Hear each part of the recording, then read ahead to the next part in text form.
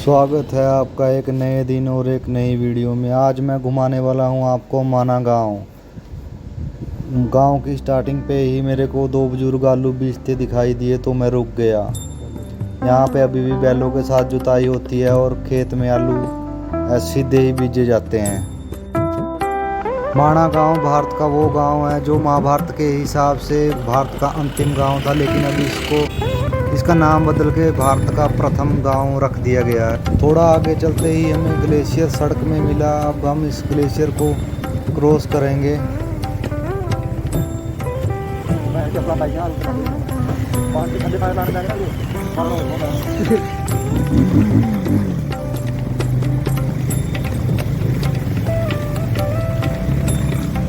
जैसे ही हमने glacier cross किया, आगे हमें तीन भाइयों ने रोक लिया और हमारे से 10 रुपये लेकर एक पर्ची सी थमा दी। ये है माना गांव की पार्किंग। इससे आगे आपको पैदल ही जाना पड़ेगा, बाइक गाड़ी यहीं पे ही छोड़कर जाना पड़ता है।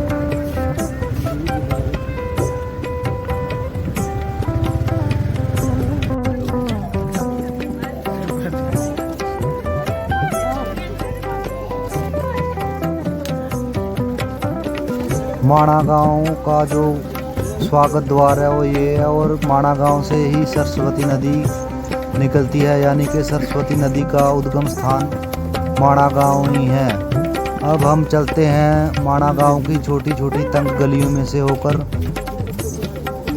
आगे थोड़ी चढ़ाई भी है। यहाँ माना गांव के जो घर है वो पुराने तरीके से बने हुए हैं, कुछ नए भी बने हुए हैं और इन पे बड़ी ही सुंदर पेंटिंग भी कर रखी है। सबसे पहले मैं आपको माना गांव में व्यास गुफा और गणेश गुफा दिखा। माना गांव की दीवारों पर आपको संपूर्ण महाभारत की तस्वीरें देखने के लिए मिल जाएंगी। जैसे जैसे आप आगे चलते रहेंगे आपको संपूर्ण महाभारत की तस्वीरें इस गांव की दीवारों पर मिल जाएंगी। ये गांव पहाड़ों के बीचों बीच बना हुआ है। इस गांव से आगे जाने के लिए परमिशन नहीं मिलती, आपको आर्मी से परमिशन लेनी पड़ती है। यहाँ पे जितना भी ये ऊन का सामान बना हुआ है, ये ऊन भी यहीं बनती है और ये सामान भी यहीं पे ही बनाती हैं लेडीज़ें।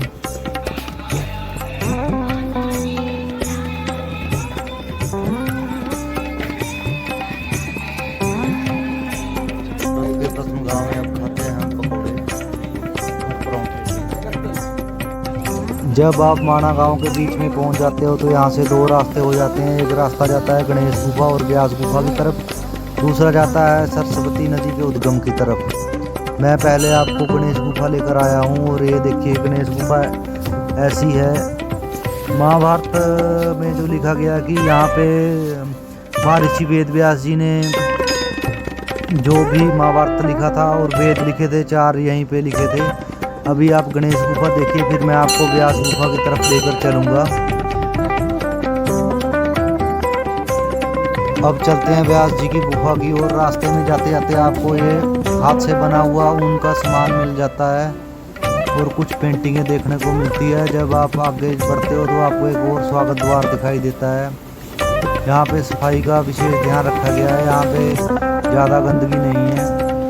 ये दुकान जो है इसमें जड़ी बूटियों से बनी हुई दवाइयाँ हैं। ये जड़ी बूटी इन्हीं पहाड़ों में होती है। चाय पत्ती वगैरह भी मिलती है यहाँ पे जो जड़ी बूटियों से बनी रहती है। देखो कितनी सुंदर सुंदर पेंटिंगें कर रखी है घरों पे।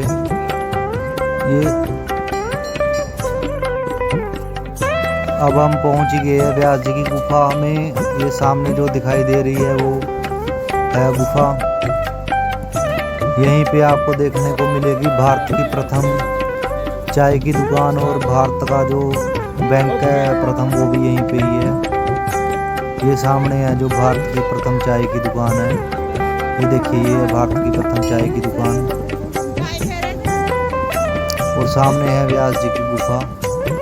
ये महर्षि वेद व्यास जी की गुफा, जहाँ पे उन्होंने बैठकर 4 अंदर से गुफा कुछ इस तरह है। देखो व्यास जी की मूर्ति लगा रखी है और पंडित जी बैठे हैं अंदर। गुफा से बाहर आते ही व्यू कुछ इस तरह का है।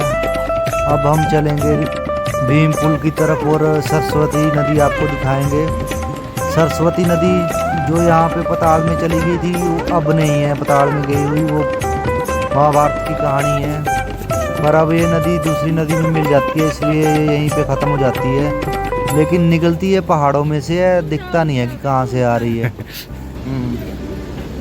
देखो यहाँ पे एक ऋषि बैठे हुए हैं, तप कर रहे हैं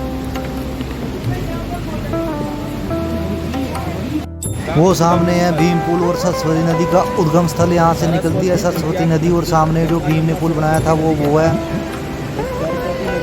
बाकी अब मैं कमेंट्री को अपनी को विराम देता हूँ, आप खुद ही देखो आगे का नज़ारा।